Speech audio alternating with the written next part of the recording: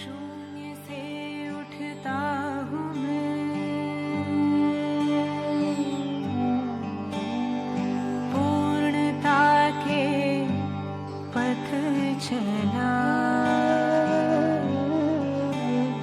शून्य से उठता हूँ मैं, पूर्णता के पथ चला। कभी बढ़ता कभी घटता, चांद सी मेरी कला। चंद्र जीवन मेरा, चंद्र जीवन,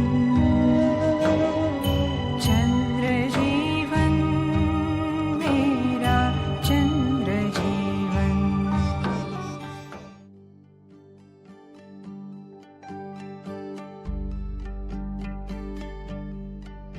कुछ कहना चाह रही है हवा, कुछ सन्नाटे भी बोल रहे। कुछ कहना चाह रही है हवा, कुछ सन्नाटे भी बोल रहे। कुछ सत्य गगन से उतरे हैं, जो बंद द्वार है खोल रहे। कुछ सत्य गगन से उतरे हैं, जो बंद द्वार है खोल रहे।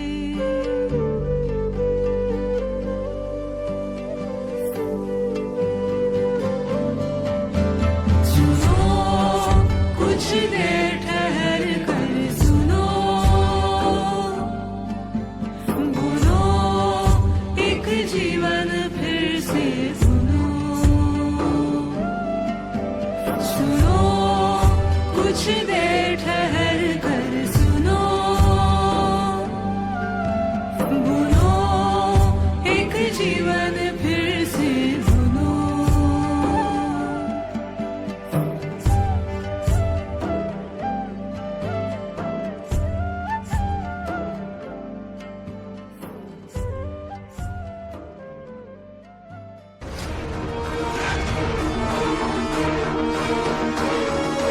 मैं रत्नाकर हूँ, चुनौती देकर वार करता हूँ, धोखे से नहीं। यदि मेरी भुजाओं का बल देखना चाहते हो तो मेरा सामना करो, और जान बचाकर जाना चाहते हो तो जो भी कुछ है तुम्हारे पास मेरे साथियों के हवाले कर दो। कौन है तुम्हारा स्वामी? मैं स्त्रियों पर हाथ नहीं उठाता। इस पर्दे के आड़ में जो भी हो बाहर आ जाओ। रत्नाकर, धन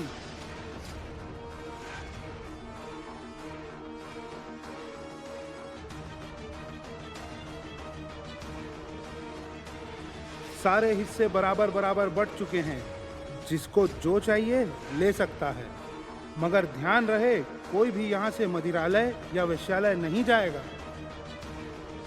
ठीक कह रहे हैं सरदार, इतनी मेहनत से कमाया हुआ धन ऐसे कैसे गवा दे।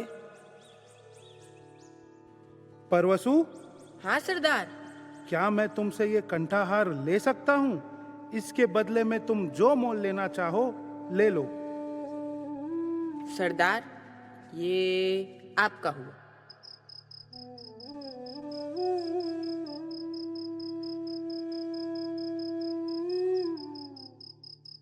रत्नावली, रत्नावली, देखो मैं तुम्हारे लिए क्या लाया हूं। ये लो, मैंने तुम्हारी यह इच्छा भी पूरी कर दी। अब तुम मुझे ताने नहीं दे सकोगी। कंठाहार तो लाते ही नहीं मेरे लिए। एक डाकू की पत्नी कंठाहार पहन के किसे दिखाएगी? अरे अरे, तुम्हें अपने गहने किसी और को दिखाने की क्या आवश्यकता है? ये तो होते ही है दिखाने के लिए। तो मैं क्या करूं? क्या हम कहीं ऐसी जगह नहीं जा सकते जहाँ हमें कोई ना जानता हो? कहाँ? हाँ, मैं एक विद्रोही जिसने अपने राजा और राज्य के साथ विद्रोह किया है। एक डाकू जिसके आतंक से सारा इलाका थर थर कांपता हो। ऐसे आदमी को सर छुपाने के लिए कहाँ जगह मिलेगी? रत्नावली, रत्नावली, यह समाज निर्मम है। ये अपराधी को याद रखता है और अपराध को भूल जाता है। इसलिए जो अपराध है वह रुकता नहीं। मैं सैनिक था, डाकू नहीं था, पर इस सैनिक को डाकू बनाया किसने? नहीं नहीं रत्नावली, मेरे हृदय में इस समाज के लिए कोई दया नहीं है, क्योंकि इस समाज के हृदय में मेरे लिए कोई क्षमा नहीं है। यदि अब भी यह कंठाहार तुम्हें गले की फांस लगता है तो चूल्हे में झोंक दो इसे।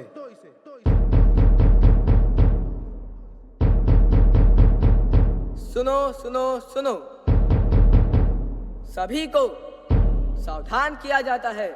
जंगल व राज्य डाकू रत्नाकर के आतंक से सुरक्षित नहीं है। सुरक्षा की दृष्टि से जंगल में अकेले न जाए, झुंड या सैनिकों के साथ ही जाए। सुनो सुनो सुनो। देवर्षि, आज आप यात्रा स्थगित कर दे तो अच्छा रहेगा। सूचना तो आपने भी सुनी कि डाकू रत्नाकर और उसके साथियों ने राज्य के सैनिकों की हत्या कर दी। यदि वह दुष्ट आपका कुछ अहित कर दे तो? एक अहित के भय से मैं और अधिक यहाँ विश्राम नहीं कर सकता। तपस्वियों का तो कार्य ही है निरंतर अपने लक्ष्य की ओर बढ़ते चले जाना। अब आज्ञा दीजिए। ये मुर्दों का गांव, साधो रे ये मुर्दों का गांव। पीर मरे पैगंबर मरे हैं जिंदा जोगी। राजा मरी है प्रजा मरी है, मरे वैद और रोगी। मरे वैद और रोगी हो, मरे वैद और रोगी। साधो रे ये मुर्दों का देवर्षि, यहाँ ऊपर। आप अकेले कहाँ जा रहे हो? अरे, आप लोग पेड़ पर क्या कर रहे हो? नीचे आ जाओ। देवर्षि, आगे डाकू रत्नाकर है। हमने वहां से चीखने चिल्लाने की आवाज सुनी। हमें आगे जाने में भय लग रहा है। क्या हम आपके साथ चल सकते हैं? हाँ, यदि ऋषियों पर भरोसा कर सकते हो तो चलो। आपको भय नहीं लग रहा? नहीं।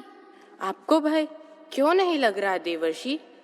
क्योंकि मैं मानता ही नहीं कि मेरे अलावा यहाँ कोई और है। भय हमेशा दूसरों के होने से होता है।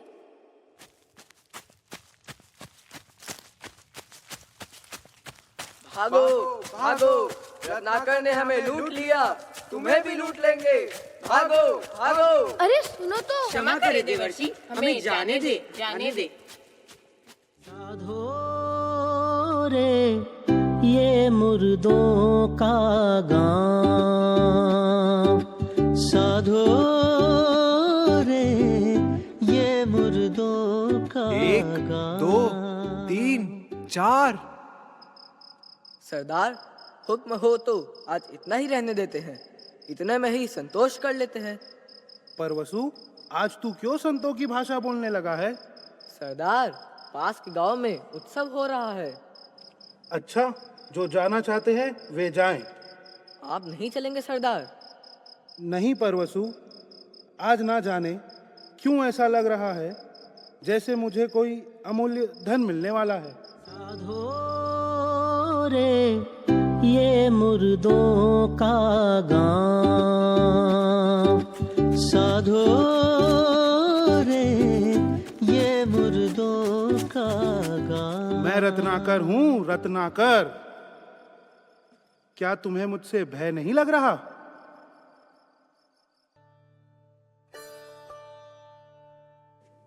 रत्नाकर, मैं नारद हूँ, तुम्हारा अतिथि, और मैं निर्भय हूँ।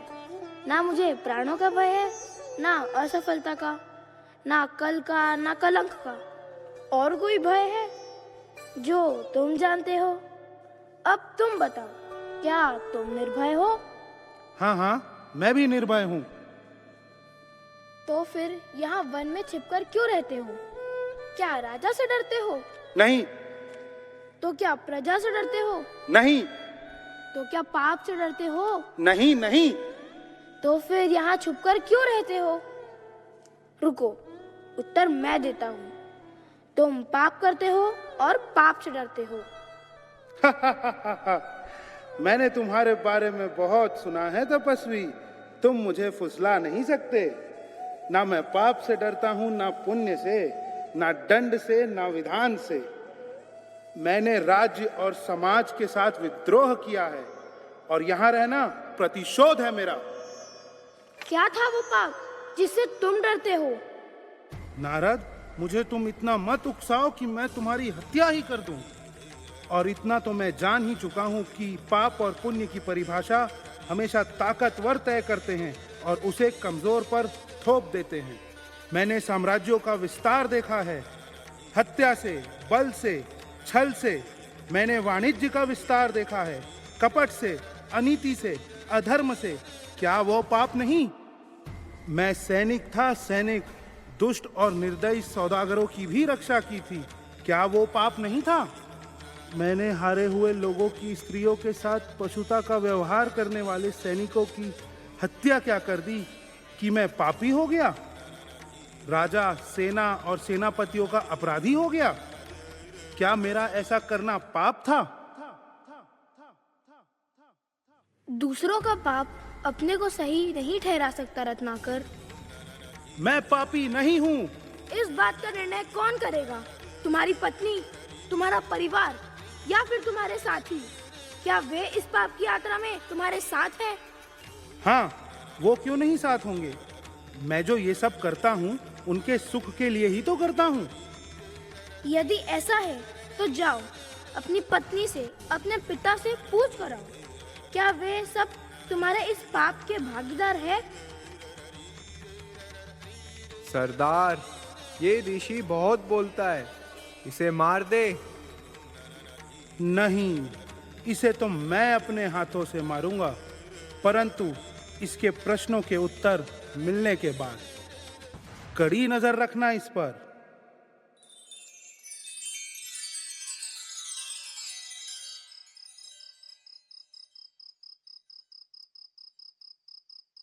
रत्नाकर बेटा, आज बहुत जल्दी आ गए तुम। कोई मोटा आसामी हाथ लगा है क्या? क्या बात है स्वामी, आज आप चिंतित दिखाई दे रहे हैं। मैं जो कर रहा हूँ क्या वह पाप है? ये तू कैसी बहकी बहकी बातें कर रहा है? क्या तुम मेरे पाप में भागीदार हो? नहीं स्वामी, मैंने आपके सुख दुख में साथ देने की कसम खाई है, आपके पाप में भागीदार होने की नहीं। और आप? बेटा, ये तो तेरी कमाई है, इसे मैं क्या कोई और भी बांट नहीं सकता।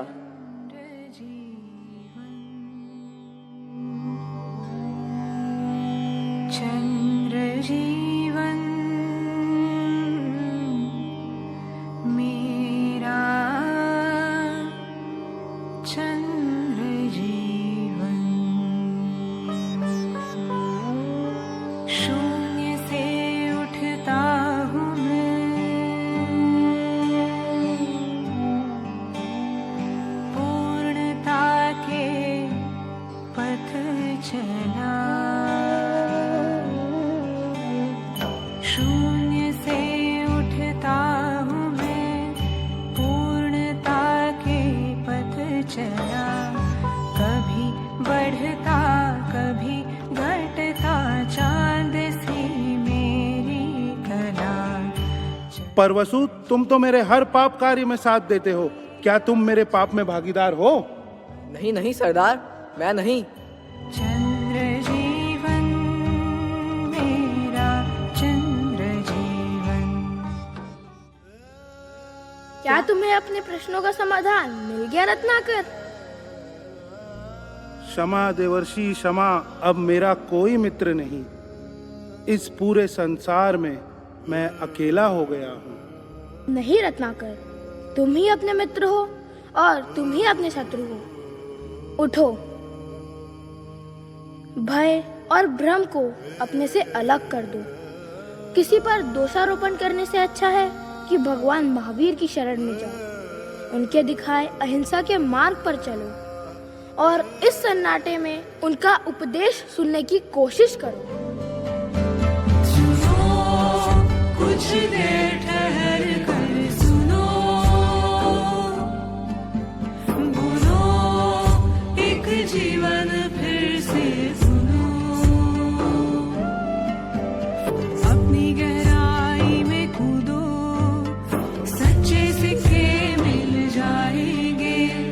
अपनी लहरों से बात करो, सब उत्तर भी मिल जाएंगे। अपनी गहराई में कूदो, सच्चे सिक्के मिल जाएंगे। अपनी लहरों से बात करो, सब उत्तर भी मिल जाएंगे।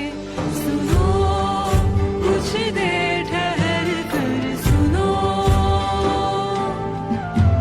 चुनो खुद अपना रास्ता चुनो।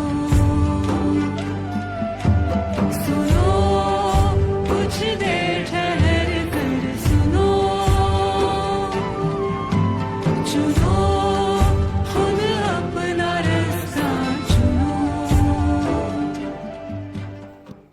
जिस तरह घोर अमावस्या के बाद चंद्रमा अपनी कलाओं को बढ़ाते हुए पूर्णता को प्राप्त होता है, उसी प्रकार रत्नाकर भी गुरु सानिध्य प्राप्त कर अपनी ज्ञान कला को बढ़ाते हुए शून्य से पूर्णता को प्राप्त हुआ। इति चंद्रजीवन रत्नाकर।